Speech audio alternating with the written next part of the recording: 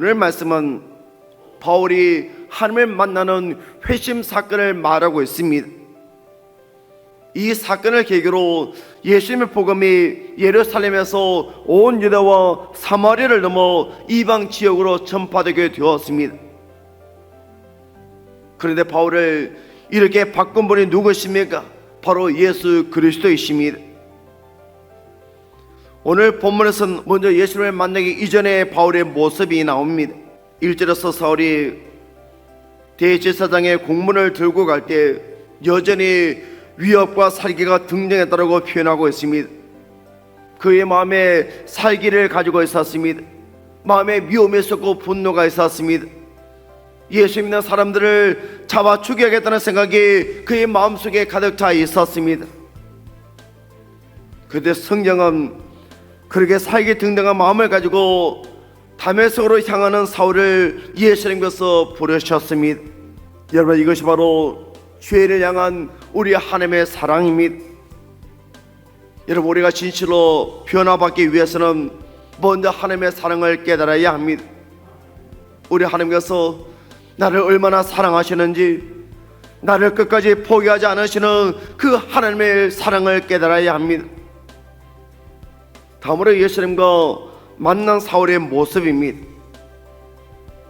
사울이 예수 믿는 사람들을 잡아오기 위해 가는데 하늘에서 빛이 비추고 그를 향해 어찌하여 나를 핍박하느냐 소리가 들리니까 얼마나 놀랐겠습니까? 그래서 사울이 주여 누구시니까 물었습니다. 그때 들려오는 대답이 나는 내가 박해하는 예수다. 사울은 하나님을 믿지 않는 사람이 아니었습니다. 그런 하나님의 살아계심을 믿었습니다. 그런 그가 위협과 사기가 등등해서 예수 믿는 자들을 죽이려고 했습니다. 왜 이렇게 되었습니까? 그 이유가 무엇입니까? 겉으로는 하나님을 믿는다고 했지만 실제로는 자기 자신을 믿었기 때문입니다. 우리가 신앙생활 하는데 가장 큰 장애물은 다름 아닌 나 자신입니다. 오늘 사울은 예수님을 통해 자신을 보았습니다.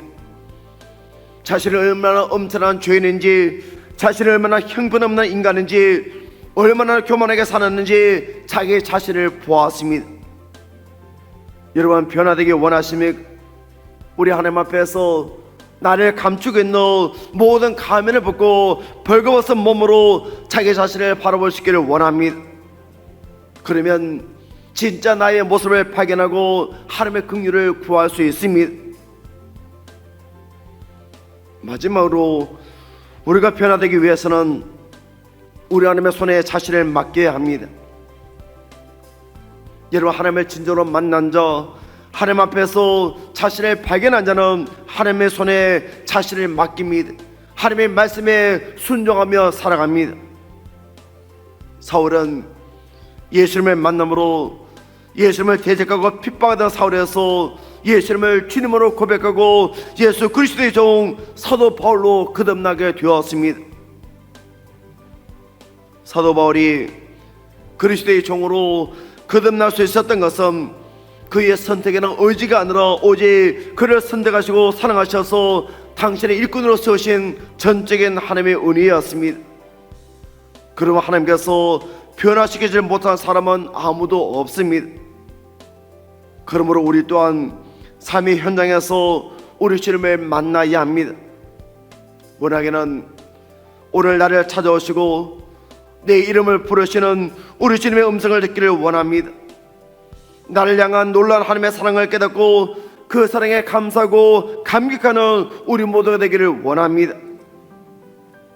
그래서 오늘 우리 모두가 바울처럼 살아계신 하나님을 만나고 하나님께서 원하시고 하나님께서 기뻐하시는 복된 삶을 살아갈 수 있는 모든 믿음의 사람들 되시기를 간절히 축원합니다.